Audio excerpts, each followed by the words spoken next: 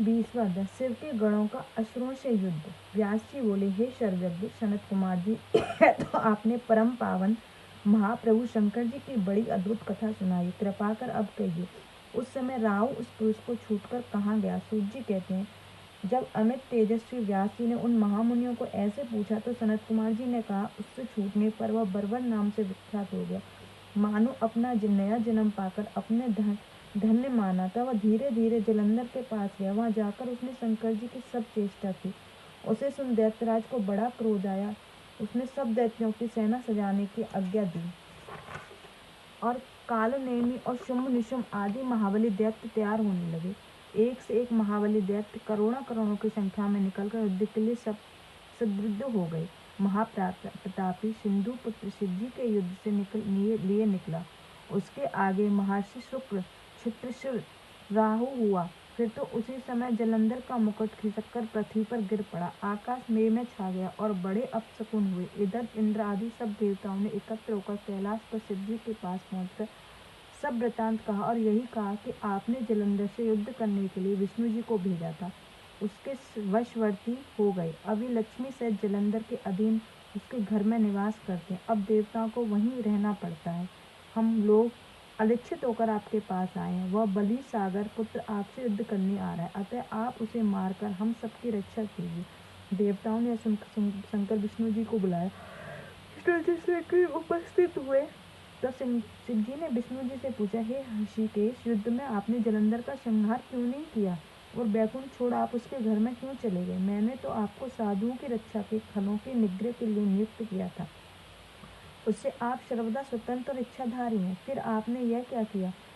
यह सुन विष्णु जी ने हाथ जोड़कर नम्रता पूर्वक भगवान से कहा, मैं आपका अंशी तथा लक्ष्मी का भ्राता होने के कारण मैंने नहीं मारा।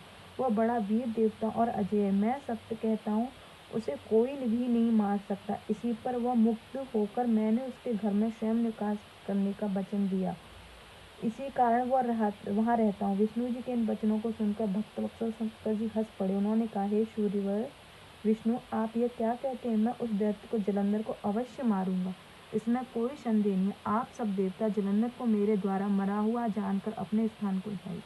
जब भगवान शंकर ने ऐसा कहा तो देवताओं ने संदेह रहित अपने स्थान को गए। उसी समय पराक्रमी जलंधर अपनी विशाल सेना के साथ पर्वत समीप का कैलाश घेर सिंहनाद करने लगा। दैत्यों के नाद और कोलाहल से शिव जी क्रुद्ध हो गए। उन्होंने अपनी नंदी आदि गणों उससे युद्ध करने की आज्ञा दे दी। कैलाश के समीप भीषण युद्ध होने लगा। दैत्य अनेक प्रकार के अस्त्र शस्त्र बरसाने लगे। भैरी मदरंग शंख वीरों हाथी घोड़ा रथों शब्द और पृथ्वी कांपने लगी।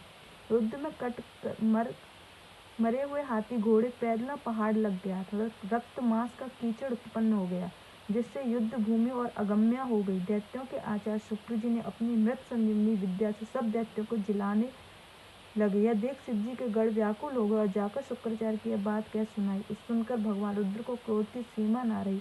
वह अपने भयंकर रूप से दिशाओं को प्रज्वलित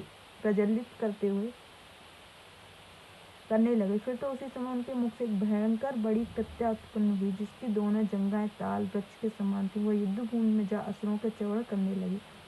तब युद्ध भूमि इस प्रकार विचरते देख ध्रुव जी ने समीप पहुंची और उन्हें शीघ्र अपनी योनि में गुप्त कर लिया और स्वयं भी अंतर्ध्यान हो गई।